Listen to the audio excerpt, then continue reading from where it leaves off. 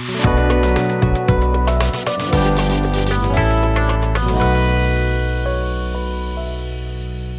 we go. So as I mentioned, we are on part 2 of 5 around the math. We'll talk a little bit more about that, all 5 sessions here in just 1 second. So like we mentioned last time, remember the bias your speakers.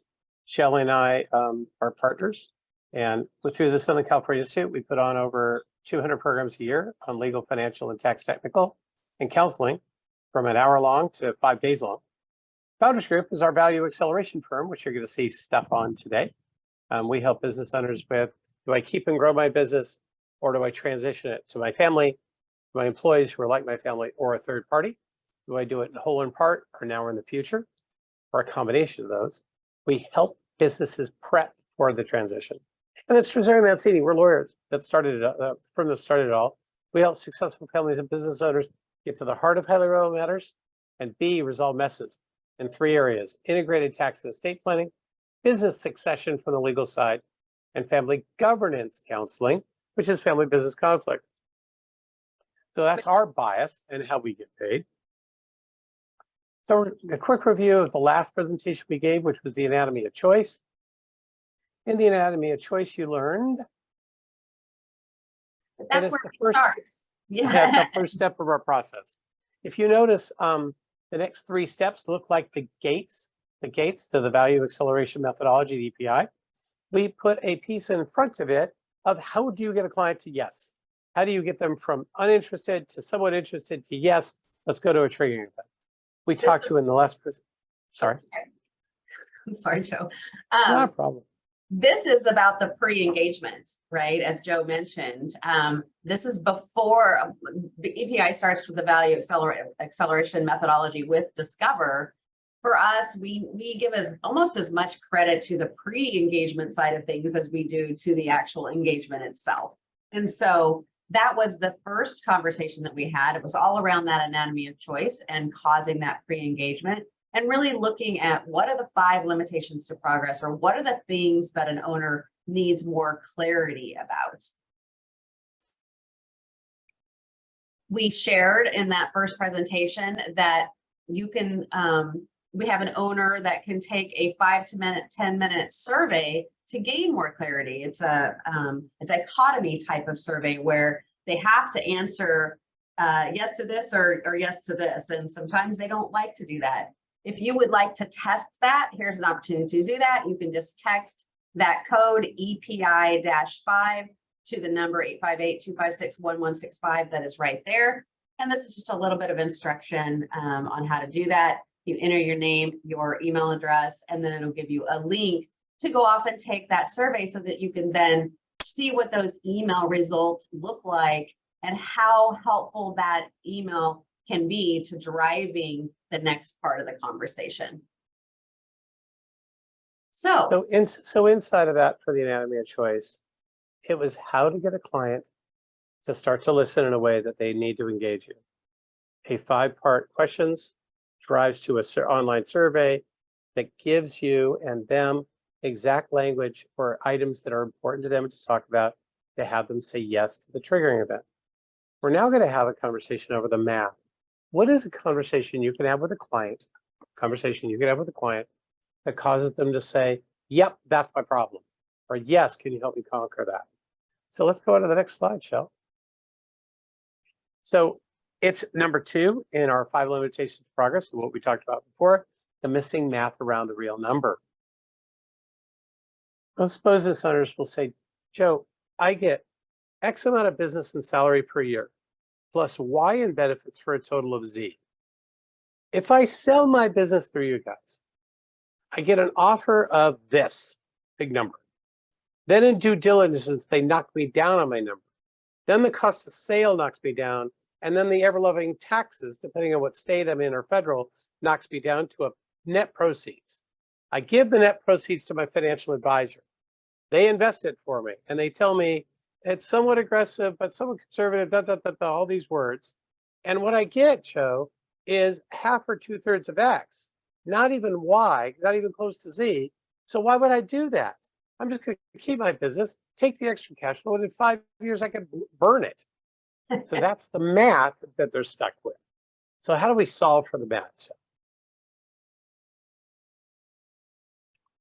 So let's talk about Energy Company S. Let's do as an example. It's 50% owned by mom and dad, 50% owned by the 4 kids. There's a $35 million value. Mom really runs it. She says it's worth 40. They get $2 million a year divided up by mom's salary is $750 a year. Each kid's salary is $75,000 a year. Mom and dad's profit, because they own half, of $500, and the other $500 divided by the 4 kids for $125 each. So what's going to happen if they sell? Well, if they sell in due diligence, the cost of earnings, et cetera, they do a report and they find out, you know what, your company's actually worth 31 from 35. Then the cost of sale, another $1 million, down to 30. Then in California, there'd be federal and California taxes of 9.9. That gives them $20 million, $100,000 to then invest. So Shelley, if they invest it, the next slide shows us what the heck happened. Saying they went from 35 million to 20 million just because of due diligence and cost of sale and taxes, right? Yep. And now they're saying, okay, well, with that bucket, what am I going to do? Remember, mom and dad look over, and mom and dad got $10 million, and the kids got 2.5-ish each. If it's invested at 4%, you start to see, oh my gosh, the problem of the math. Mom and dad used to get $1.2 million, and now they're going to get 400,000. Kids used to get 200, now they're getting 100, and they don't get any of the Y. The Y are the 6 company cars, the health insurance, entertainment budgets, job flexibility, retirement, et cetera, et cetera. Not even their car. So why would they do this? Well, let's double it. Let's say they could get an 8% return, Shelley. Let's do it. At an 8% return, that mom and dad used to get $1.2 million, now they're getting 800. The kids used to get 200, now get 200. They still get rid of Y, but they're still getting close to X.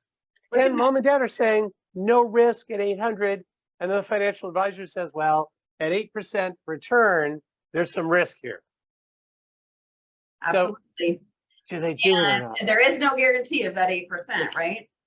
So how can we? So how about we go in and we see what they need fixed in their business beforehand, and we create a slide deck of where they were at. We work on their business through 90-day sprints, and we make the business as valuable, if not what it was before. So in due diligence is the old slide deck and the new slide deck that says, this is what we did in the middle, here's what's still available, this is our price. So they don't get knocked in due diligence. 35 is still 35. Cost of sale for $1 million still there. They're down to 34. And we're going to reduce the federal and state taxes from 9.9 million to 2 million.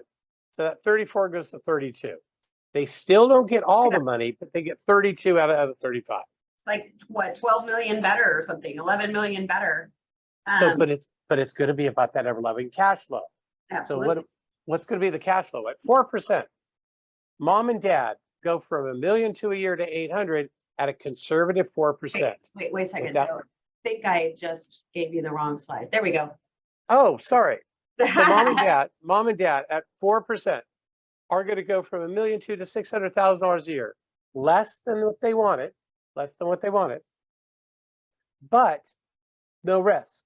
The kids go from 200 to 160, but they still lose Y. None of them are interested in the 4%. So what else can happen? Well, at 8%, mom and dad are about to break even, but they're still risky, but they knew they were somewhat risky in their business, though they never felt risky in their business. And the kids are going from 200 a year to 320. The kids are very interested. Now this is looking good. Now they're still losing Y for all the other benefits, but if you look at this chart, where do you need to get on the sale at a rate of return to get them to where they'd like to be, where they can withstand at cash flows? We've illustrated 4, 6, and 8%. So it's the missing math around the number. Now, somebody might say, well, still, this doesn't work for me. I've got to get that $35 million company to not only sell close to 35, but maybe get it to mom's 40 million answer. How do I do that? And in 90-day sprints, in 1 to a year to a year and a half, we might be able to do that. That'll make these numbers even better. So it's about the math that they never really talk about. It's about that math that they never really talk about. And there are And things Shelley, that you can do to help. Yeah. So that's why we're displaying this before and after. There's tax planning, there's what we call pre-due diligence work. And that's really what this value acceleration and business succession planning is all about, is what are the things that we can do in this business to help make sure that when they get that offer and that buyer, their only goal is to nick away at that offer, how do we make sure that doesn't happen? How do we make sure that when they do decide to sell and they go out to market, that offer is going to stand and they're not going to find things wrong in the business?